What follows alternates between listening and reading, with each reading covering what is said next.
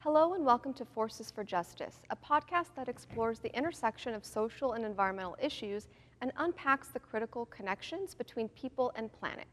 In each episode, we'll hear from a member of the Old Westbury community and dive into the ideas, stories, challenges, and solutions shaping a more just and sustainable world.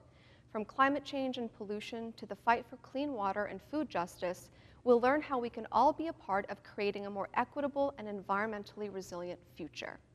I'm your host, Dr. Ella Tokay. I'm a professor in the History and Philosophy department, but I'm also a fellow for Old Westbury's Social and Environmental Justice Institute, or the SEDGI as we like to call it. For those unfamiliar with the SEDGI, it's an institute committed to promoting positive change through education, research, and community engagement.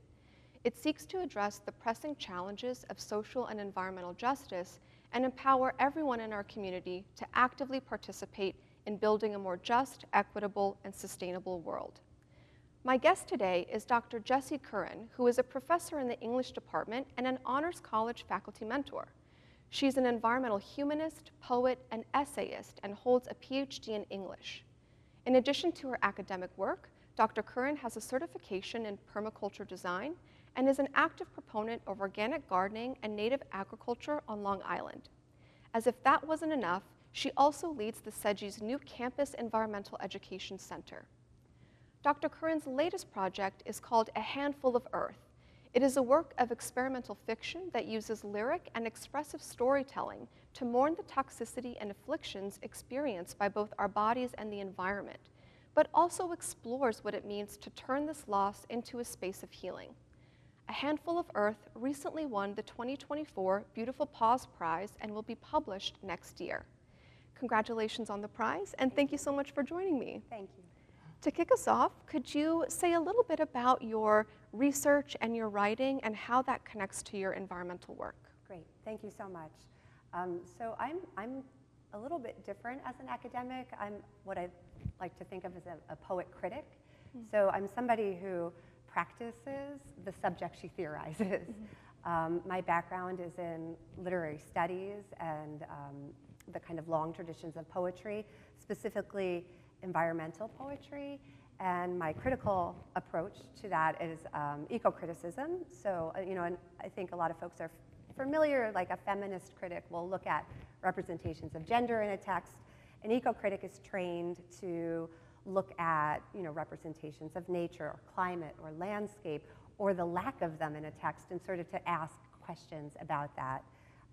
But as a poet, I'm always kind of engaging in what I think of as sort of like hybrid writing and hybrid projects where I'm actively trying to explore ways that I can write about place and think about the environment, not just analytically, but also very personally from, kind of my own sense embodied, immediate memory and, present moment awareness.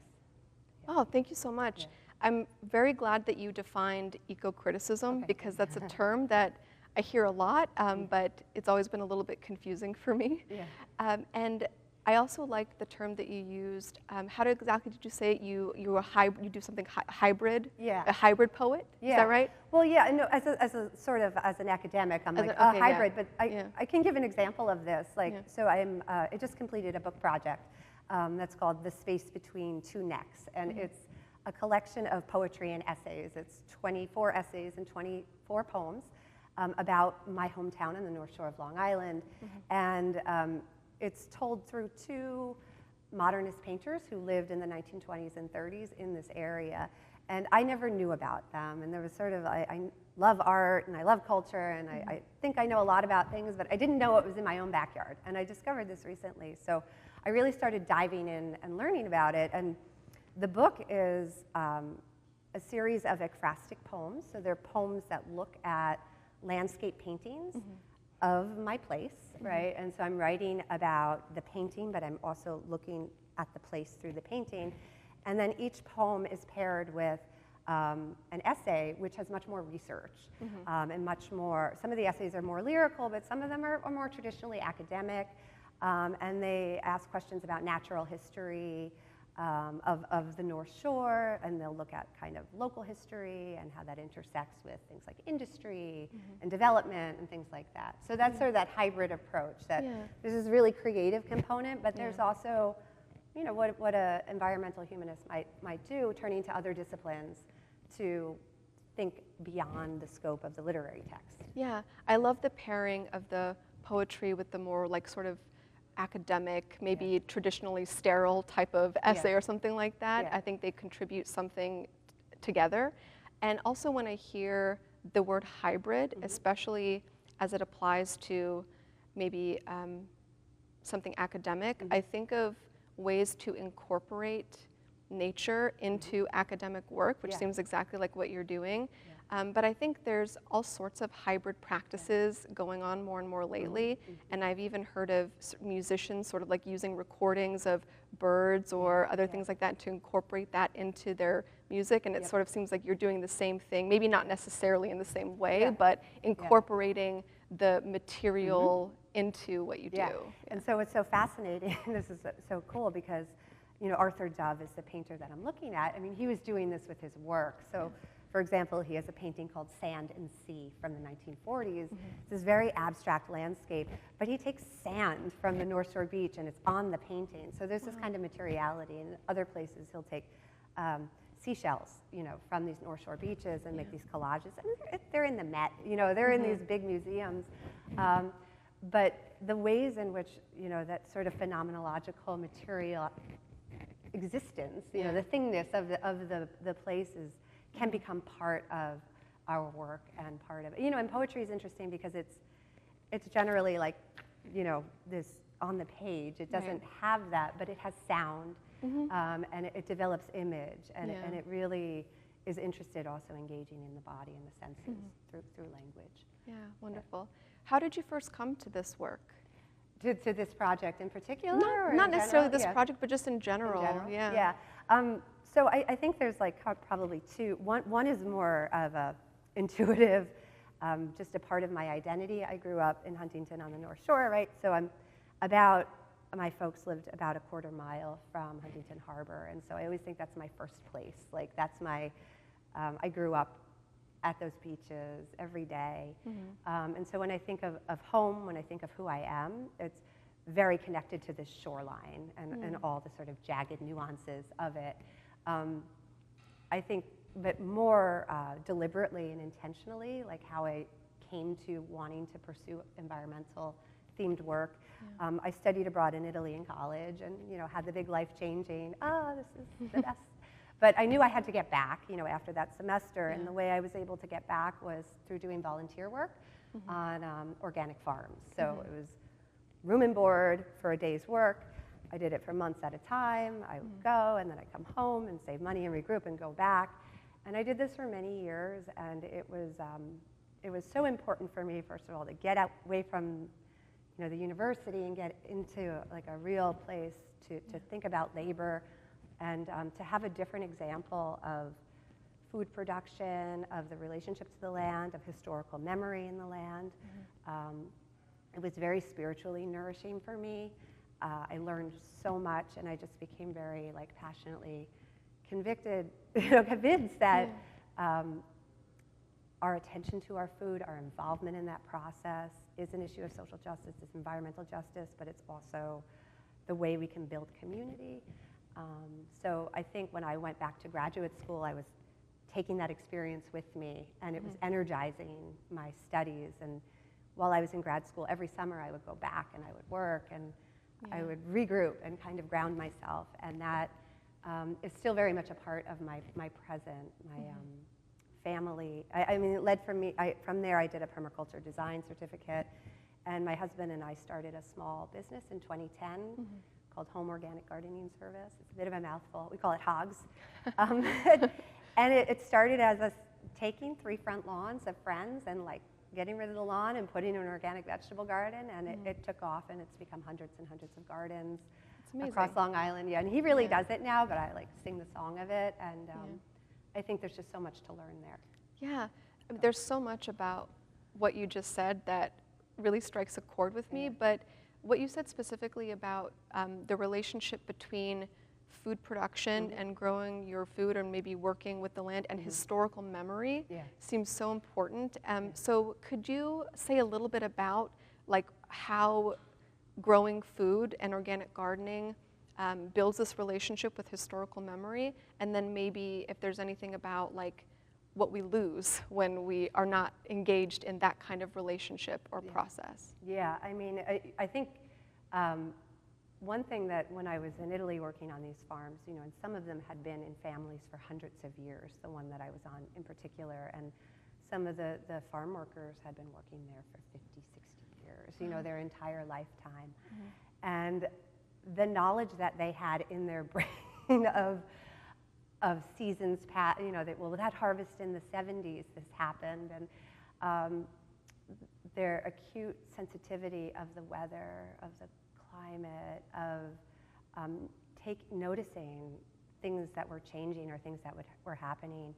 I found it, like, as somebody interested in stories and narrative, like realizing the way that these people held the stories of the place, and they sort of transmitted it, and they liked to talk about it.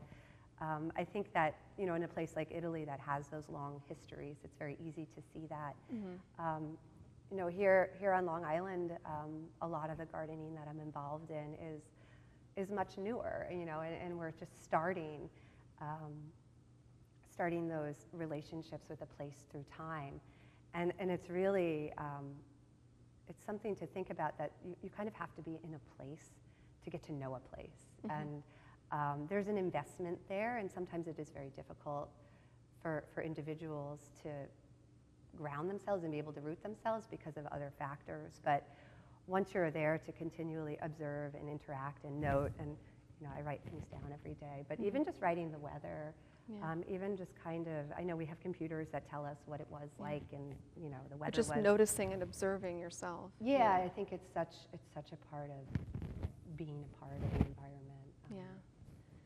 This is a little bit of a bigger question, but you know, right now we're facing a lot of ecological problems on such massive global scales, and you know, there's also this sort of counter movement, especially I see where I live in New York City, but also here on Long Island, of this like push for gardening and these sort of more local movements. But then there's sometimes this, I don't know, this skepticism that something as local as gardening could ever have a big important effect. And I would just love to hear your response to that worry. Yeah, no, I mean, I think it's one of the age-old paradoxes, right? Like that tension between the local and the global. It echoes the personal and the political, and you know, the self and the world. And yes, we have major structural and systemic problems, and the scale of them is urgent and daunting. And absolutely, I think we should be energized to get politically involved. But I also think it's very important to, at the same time, and I think you can do both at once. I don't think that these exclude each other. They're not mutually exclusive. Yeah, no, they are actually, you know, two sides. We also have to nourish ourselves in our places, and I think that kind of acts of care on the daily, you know, and are restorative. They're energizing. They help build community. I mean, I'm an educator, so every little conversation, every interaction I have, I know is the work, you know, and I think that, like, I just had a conversation with a student today who's, you know, really having a hard time with the election and what's happened, and our conversation was like, how can he get through today? You know, like, what can he do? What's the next best step?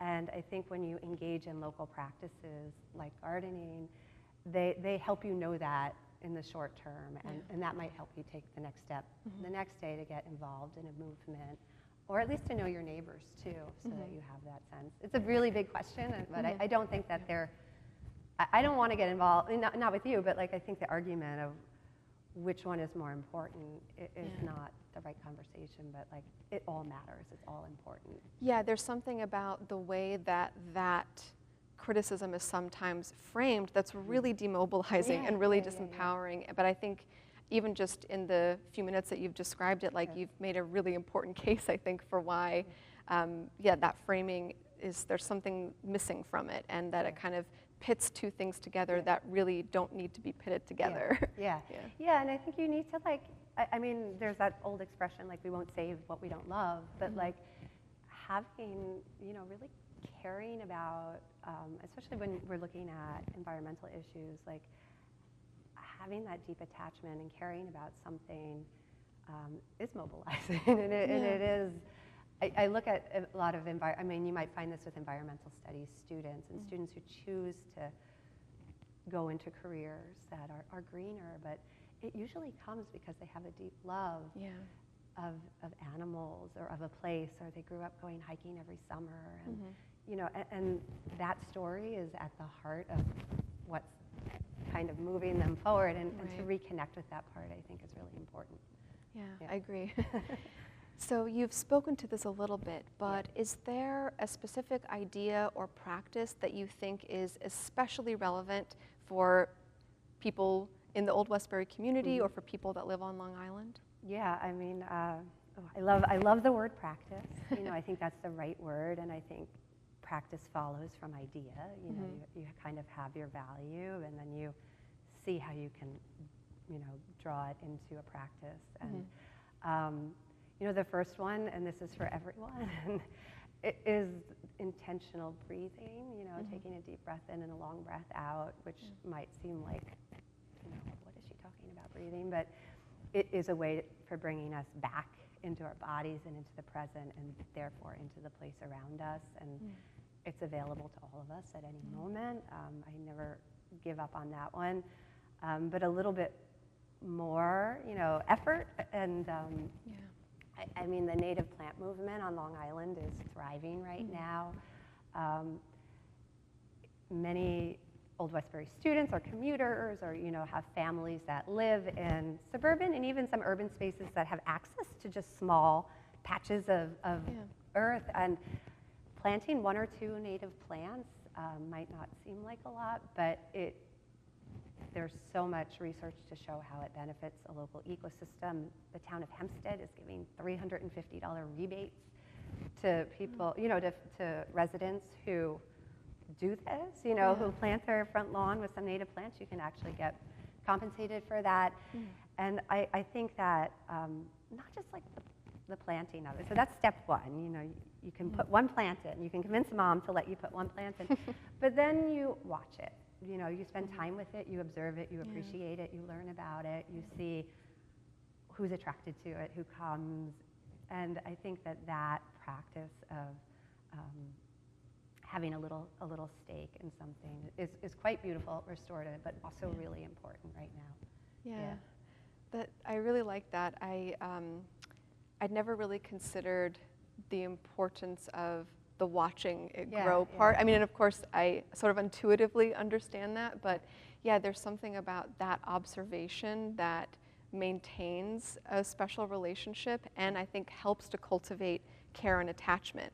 Because then, I mean, because you're invested, and I mean, you know, even I don't have a garden, unfortunately, because of apartment living, but in my local park, you know, I have lived in this place for so many years now. I worry when there's a big storm, and you know, and like every once in a while a tree comes down, or you know, and I think that is a result of this consistent, like sort of watching, and and appreciating and being grateful, you know, for those trees and what they offer, and like you know, sometimes I'll just like sit under an oak tree and just like breathe it in and be like, this thing's producing so much oxygen for me right now, and like just having that little moment of gratitude for it, and then it does become care. You know, we realize it is vulnerable, and and I think so. The observation and interaction, that's like a real core permaculture principle that, like, if you really have to pay attention, and I think that, you know, natural scientists know this. Like, so much a part of their research is, you know, just watching every day and taking notes and gathering data, and it doesn't have to be so quantifiable.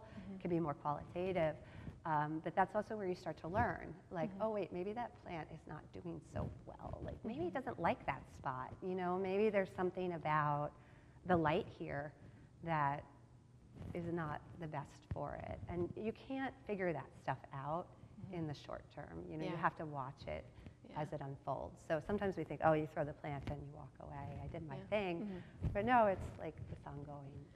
And also seems like a really compelling antidote to all of the forces that are shortening our attention Yes, spans. yes, You know, yeah. And also, it just occurred to me that I'm not sure if I actually know what permaculture is compared to other kinds of. Would you mind just briefly? Sure. Yeah. So permaculture is, you know, when I was doing volunteer work, I kept meeting folks like in kind of a global community who had like permaculture. So, and I'm like, okay, what's going on with this? And I eventually ended up in Costa Rica at a place called Punta Mona that is like kind of was a haven at the time for permaculture. It was this off-the-grid farm in the rainforest. And permaculture was something that was started, I think, in the late 1960s by two guys. They were professors in Australia. And it was this sort of like holistic land management, very philosophically based, ethically based, but a way of thinking about design. So like say there's just this like patch of unused earth and you want to plant it. Like how do you do that? Like what's the process you go about to do that in a really smart and sustainable way? And so they developed like all of this kind of you know, these ways of thinking and questions to ask and timelines to establish and values to promote and how to like kind of map your project and just like tools in this toolbox so that you could have a really successful, sustainable development project. And it caught on globally. I mean, there's permaculture farms and projects and communities all over the globe. The research shows that it's actually quite successful. And is it like a more resilient very farm? resilient. Okay, Yeah. It's very resilient. And it's, I think part of the reason people really love it too is that not only is it about taking care of the land, it's also about taking care of the people. So the principles are things you can also apply to your own life. Oh, amazing. You know, so like there's a principle, catch and store energy. Like you should always be trying to, like if the sun's shining, you know, that's an opportunity to catch and store energy. But it's also something we can do with ourselves. Like, what does that mean in a human life? That means like, I have the opportunity to go to bed early. Let me catch and store energy, and like that's also going to be good for the system. So all of the principles, and I've taught students permaculture basics before, and I think they're amazing. You know, they might not be going out to like design a landscape, but how to live their life.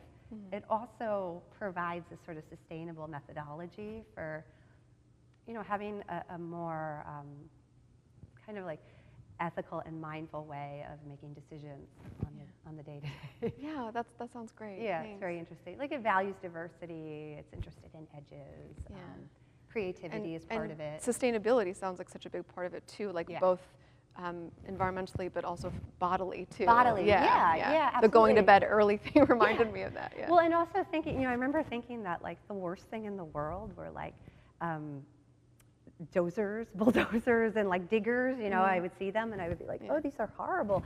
But then I studied permaculture and I'm like, wait a minute, if you can like sort of form the land in a way that catches the water or prevents, you know, flooding or runoff, like it's actually worth using that energy input in the beginning to create something over time that's going to cause you less headache and hassle.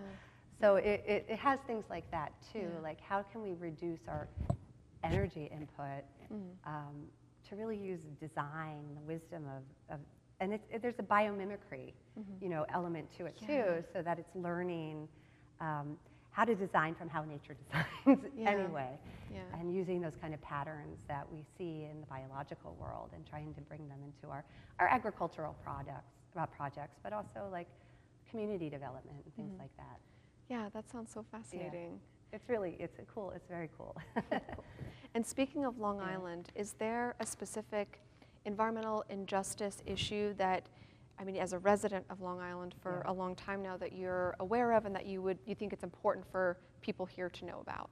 Yeah, I mean, I have two that come to mind, and I don't know which one, but maybe we can talk both. I mean, I think one thing that is so important, and do this with students a lot, with Old Westbury students. Like I have them write these travel logs of their hometown, of their place. And they want to write about, the pretty park and the cool pizza place, and I get it. But then I give them the links for the super fun sites on Long Island and chemical contamination. There's maps. They're there for you. You can see them.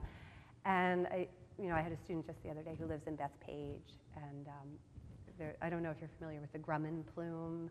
No. So Grumman was this very famous industrial. I mean, it employed most of Long Island. My dad worked for Grumman. I'm a Grumman kid, and they were an aerospace manufacturer. They made the F-14 Tomcat and the lunar module, and they also dumped a tremendous amount of dioxane and just industrial solvents and stuff under the ground in Bethpage. Actually, a lot of it's under a park. It's still not contained. And this student who's writing his travel narrative, I'm like, are you going to talk about Grumman? And he was kind of he knew, but he also didn't want to go there. And I think he did, though. And he did some more research, and he talked about it. And he ended up writing about the cancer in his family and across the street and how his neighbor had moved because, and so I think that as difficult as it is to look at those issues, I think it's really important to do it, to look at the maps also and see the communities that are most affected by that. So that's one. I also think the issue with hypoxia in the bays is very important, and there's a little bit of success in that story, the kind of oxygen depletion in the Long Island Sound, which has led to a lot of changes in the biotic wildlife, the community, but also closing the beaches and, making them just less healthier for everyone. And that story is something that we can be a part of too. Some of it is the wastewater from wastewater plants, and the EPA kind of came in, and there's been a lot of attention to that, and actually the hypoxia has decreased over time since there has been that, but also the runoff, the fertilizers, what we're putting into our lawns, what we're washing our cars with, and once again, how we're designing those landscapes. Are we putting a rain garden in, to catch everything before it slides off? So I think that's something that we can observe and interact to and think about on local levels, small ways. Yeah, great.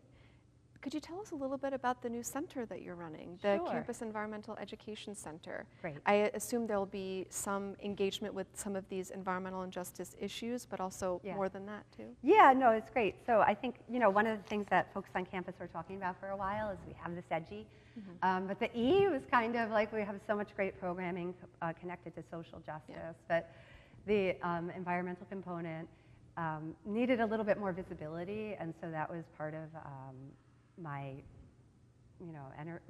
why I was energized to start the center. And it first of all, it kind of builds off of my work with students in the Environmental Sustainability and Melitology Club. Melitology is beekeeping. This is a club that was started by Dr. DeLuca, who was the director of the Honors Center for the Honors College for many years. And I didn't know that existed here. Yeah. Are there bees on campus? There were. So Dr. DeLuca was trained as a beekeeper, and he did have hives. I don't actually know if the hives are still here, but he had students really involved in that, and he also was involved in gardening projects. And when he retired, I sort of took it on, and I've been keeping up. At this point, the students are really doing a lot of their events and activities themselves. But it's a great group of students, and I thought the center could work to connect things that the students are doing more with the kind of curricular, co-curricular aspects that faculty are working on. The mission of the center is really grounded in awareness and education. I'm very interested in the restoration of a sense of place. So this is not just environmental history, but local history, indigenous history, thinking about what the place looked 100 years, 200 years, 300 years ago. We have such a beautiful and expansive campus, but we don't always spend time in it and kind of move around. So I'm hoping to create more programming that gets students, staff, and faculty involved in campus, the natural components of the campus. some of the programming that we have, next semester is going to be really the first semester of some programming, and it's shaping up to be a kind of bird-heavy semester, and that just it just happened on its own. Yeah. I have been working this semester on creating a partnership with Balloon Mission, which is a small nonprofit on Long Island. That actually not small; she's actually quite expansive. Started by one woman that is trying to draw specific attention to balloon pollution, and kind of latex and plastics, but balloon releases, and also that we have balloons and where do they end up, and of course, there's a negative impact on the wildlife, the local wildlife. So we're going to have a program with her and have some balloon receptacles on campus and start to think about how many balloons we use on campus, which is actually a lot. I see a lot of them all the time, Yeah, so it's kind of just becoming more mindful of this part. And then Dr. Emery, the chair of the English department, Jacqueline Emery, is a wildlife photographer, and she's publishing a book on Flacco, the famous Central Park owl. She photographed the owl and is publishing a book, so she's going to do a presentation for us on that. And I'm in dialogue with Sweetbriar Nature Center, which is a wildlife rehab center on Long Island, and I'm hoping to have a program where we can bring some big raptor birds to campus for, just sort of students to look and learn and have a little bit more of an interaction with.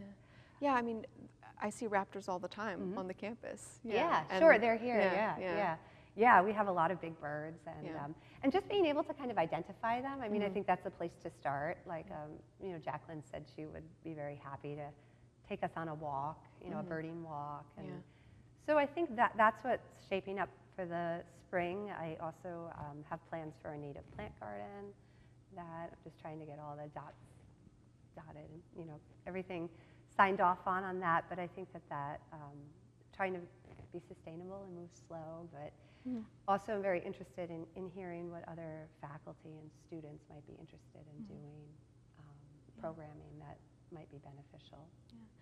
That all sounds incredible. I mean, and I think it's going to be such an asset to the campus, and I'm really excited to see all of the things that happen next semester and going forward. So since you're such an accomplished poet, I was hoping that you wouldn't mind if I asked you to close us off with one of your poems. Sure, I'm fine to do that, and in the spirit of birds, I'm going to read a bird poem, and I think that this poem, I'm going to give a little blurb before, but it was a COVID poem, and it was a backyard lockdown COVID poem. Which, but it's also a poem about my misperception of a particular bird. It's called Corvus corvax, which is the raven, and an interaction I had in my backyard with a raven, and just recognizing my own sort of judgment of the bird before really knowing about it. And I think that we do this a lot, and there's a degree of sometimes even like a biophobia, where we'll like, oh, that spider is so, and we have this kind of aversion when we're really just ignorant and we have really no idea. And I find that interesting. This poem sort of narrates my own. So it's called Corvus corvax. Second day of the new year, and we know full well that we're still in the storm, but the sky is French blue with high streaming clouds, and the kids are bundled and playing the pirate game, while the midday beaming swells reminiscence of spring. In these parts, the big birds are hawks with red tails circling or ospreys drifting in from shore, but your shaggy sable plumage, with your shaggy sable plumage, you are, my friend, decidedly different. Too big for a crow, you land in the oak and start your strange singing, so that even the kids cease their treasure search to stare. Are you an omen or just a bird? Who are you who seems so at ease eyeing us, coming nearer, making sounds I've never heard from a bird? Not your normal croaks and caws. These are clicks and knocks, and I struggle to place your presence easy enough to see you as a cipher, or as the corona dead come back, or the thought I don't want to think, a premonition that our turn is coming. Bird of death flown in from beyond, sitting on the shoulder of the wicked queen, or on a pallid bust with eyes of demon dreaming. When in truth, The Audubon folks later inform, what we heard were your care calls. That talking and wonking is your love language. Nothing raucous here. Instead, they are called comfort sounds. And hearsay has tricked me into seeing you as a sign of something you're not. Instead, a mother beckoning her babies, a lover teasing his mate. For those moments, an eye in the storm, shushing the months of dread. When I sense myself slipping, I chant your Latinate lineage, Corvus Corvax, Corvus Corvax, Corvus Corvax. Relax, weary heart. Spring calls, spring comes, spring resurrects. Take comfort, Corvus knocks on January's door. Breathe, my friend. Relax. Wow, thank you. You're welcome. That was wonderful. And Thank thank you. you so much for being my guest today, Dr. Curran. And I'd also like to thank everyone at the SUGI for their role in helping to make this episode come together, as well as everyone at the Media Innovation Center for their help. See you for our next episode soon.